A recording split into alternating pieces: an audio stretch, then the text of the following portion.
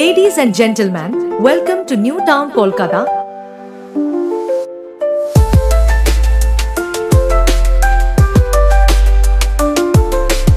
বিশ্বের অন্যতম বৃহৎ তথ্য প্রযুক্তি সংস্থা টাটা কনসালটেন্সি সার্ভিস TCS তাদের নতুন ক্যাম্পাস তৈরি করতে চলেছে নিউ টাউনের বেঙ্গল সিলিকন ভ্যালি হাবে।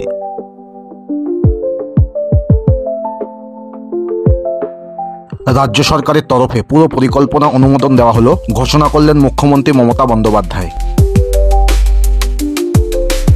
20 একর জমির উপর তৈরি হবে এই ক্যাম্পাস। মোট কর্মসংস্থান হবে 25,000-এরও বেশি।